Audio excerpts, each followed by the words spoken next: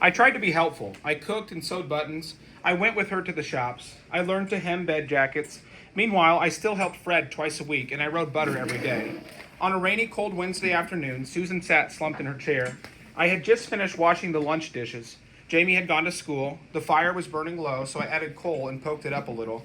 "Thank you," Susan murmured. She looked frail and shivery. She spilled a bit of potato from lunch down the front of her blouse and not scrubbed it clean, which wasn't like her. I didn't want her staying in bed all day again. I sat down on the sofa and I looked at her, and I said, "Maybe you could show me how to read." She looked up disinterestedly. "Now?" I shrugged. She sighed. "Oh, very well."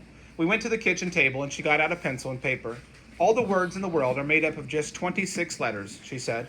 "There's a big and a little version of each." She wrote the letters out on the paper and named them all.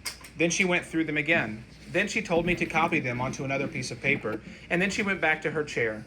I stared at the paper. I said, "This isn't reading. This is drawing." "Writing," she corrected. "It's like buttons and hems. You've got to learn those before you can sew on the machine. You've got to know your letters before you can read." I suppose so, but it was boring. When I said so, she got up again and wrote something along the bottom of the paper. "What's that?" I asked. "Ada is a curmudgeon," she replied. "Ada is a curmudgeon," I copied at the end of my alphabet. It pleased me. After that, with help from Jamie, I left Susan little notes every day. "Susan is a big frog." That one made Jamie giggle. "Butter is the best pony ever." "Jamie sings like a squirrel." And then some papers I kept, because they were useful, and I could put them on the kitchen table whenever I needed to leave Susan a message. It made her happier when she knew where we were. "Ada is at Fred's. Ada is writing butter. Jamie went to the airfield." He wasn't supposed to, but he did.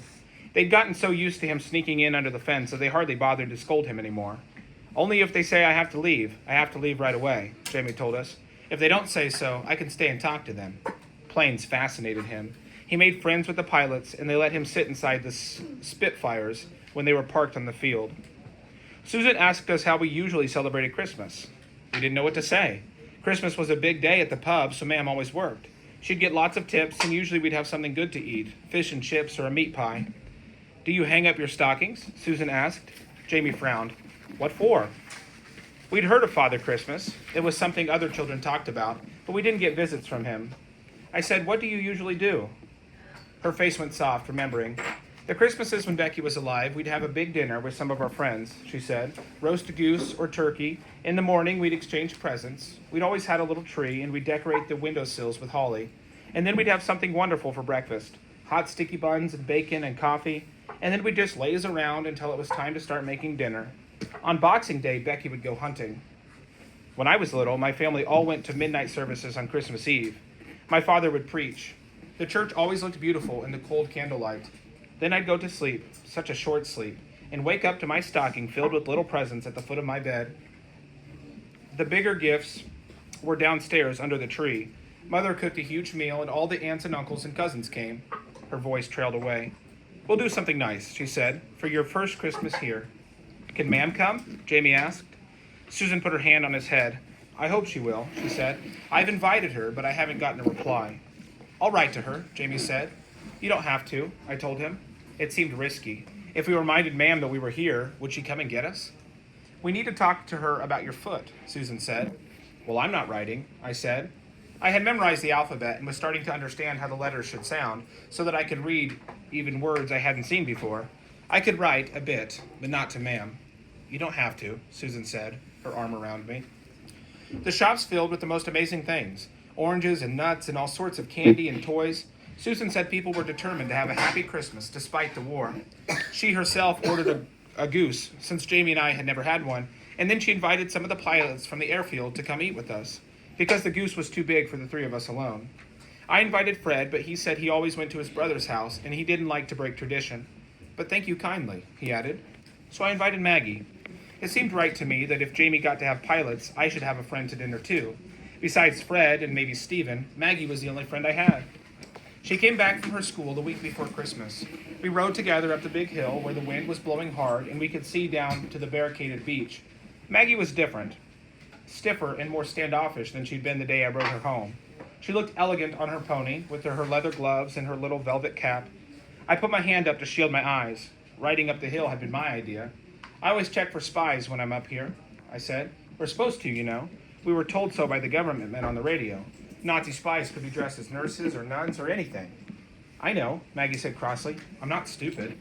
Then she added, why didn't you write back to me? I asked you to. I hadn't known she'd asked me.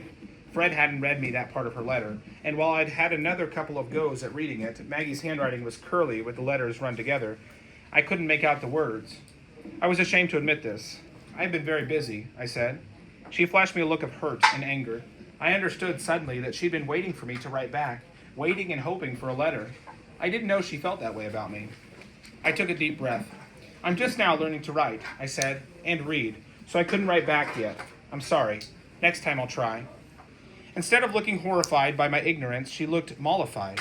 Susan taught me that word, and I loved it. Mollified. Sometimes when Jamie was cross, he had to be mollified. I didn't think of that, she said. I thought you just weren't interested. But wouldn't Miss Smith have helped you? She would have written down what you wanted to say. She would have, if I'd asked. I didn't want to ask her. I don't like her helping me.